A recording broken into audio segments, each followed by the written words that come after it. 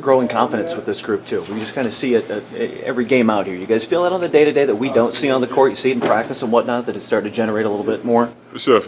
We have great players all around the team. There's a lot of guys who can have a big night. Aaron last game he had a great night. TJ had a great night tonight, and you feel like everybody can make plays. It's just about knowing what's best for the team, but also trying to win the game. The Indiana Pacers defeated the Orlando Magic 123-102 to improve to 10-6 on the season. The Pacers got contributions from many places. It was definitely needed as Andrew Nembhard missed the game with a knee injury. Apparently he's dealing with left knee soreness. TJ McConnell finally woke up. He finished the game with 19 points and 10 assists.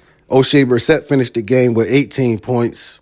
Now, before the game, Tyrese Halliburton was named Eastern Conference Player of the Week. He averaged 21 points per game, 11 assists, and 4 rebounds while shooting 53% from the field. And the Pacers also went 3-0 during the week. He followed that up with an 18-point performance to go along with 14 assists. This guy is on pace to join guys like Oscar Robertson, Magic Johnson, Chris Paul, LeBron James, Russell Westbrook, James Harden as the only players to ever average 20 points, 5 rebounds, and 10 assists a game for a full season.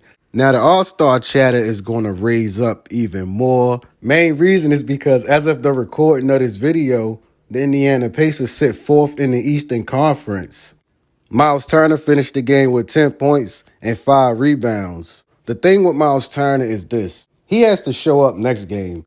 Games like the one we have coming up versus the Timberwolves, when you're going against Rudy Gobert and Karl-Anthony Towns, you got to show up.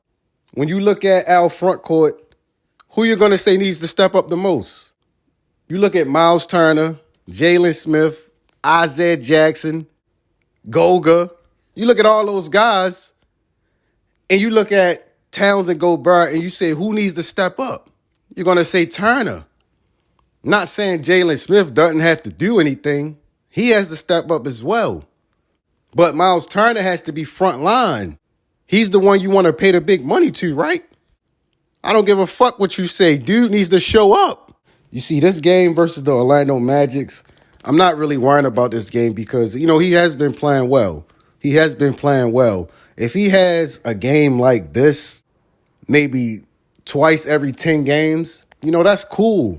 Versus the Timberwolves, you got to show up on both ends of the floor. I understand people like he was solid defensively. No.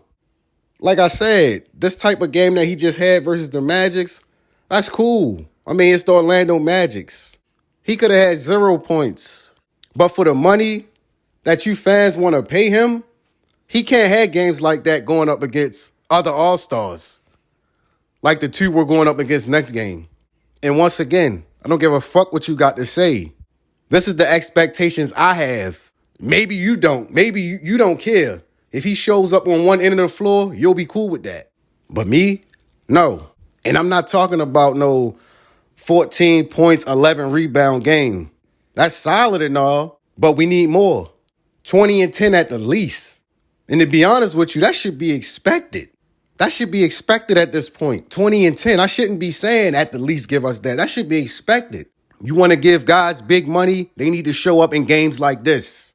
I repeat, you want to give guys big money, they need to show up in games like this. You guys claim he's a big money player? Step up.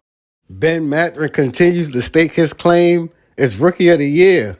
Or should I say, Sixth Man of the Year? Ben Mathurin finished the game with 22 points and 5 rebounds. When you look at all the rookies in the NBA, this guy's the only rookie that can really take over a game. Paolo Banchero missed these 2 games versus the Indiana Pacers. I would have loved to seen him out there on the court. That would have been a good matchup, to see them two go against each other. But obviously, Banchero is out right now. What's your thoughts about Jalen Smith? Seriously, what is your thoughts about Jalen Smith if you want to keep Myles Turner? Do you think that's a championship front court? Honestly, answer that question. Is that a potential Front court that could win a championship. 6 points. That shit flies versus the Orlando Magics, but that shit don't fly versus the big boys. I don't have time for that, bro. I'm trying to win a championship. I got dreams of winning a championship one day. That's what I'm trying to do, win a chip. I don't know what the hell some of you guys trying to do. Y'all want that fake lovey-dovey shit. The Minnesota Timberwolves coming to this game at 9-8, and they're probably excited to be on the road. Star player Anthony Edwards recently told the fans, "Can you guys stop booing us, please? Can you please stop booing us?" The Indiana Pacers, meanwhile, will be looking for their 6th victory in a row. A lot of fans keep asking me, are the Pacers going to make the playoffs? January 7th, 2023. That's when you can ask me, will the Pacers make the playoffs? As of right now, don't ask me. But don't get mad at the facts, though. That's good. To be completely frank, we've had a favorable stretch of schedule with good spacing. We've caught some teams on back-to-backs. Those things help. As the schedule gets busier, this will become more challenging. And look, Minnesota is, they're a super talented team. With Edwards and Towns, and Russell, they got 3 guys that are really dynamic, and we're gonna have our hands full, for the next 2 weeks, these 2 games, and then going into this trip. So it will test our defense. I do like the fact that we've gotten better, and it's not just Myles and TJ. Other guys have stepped up their presence within the system.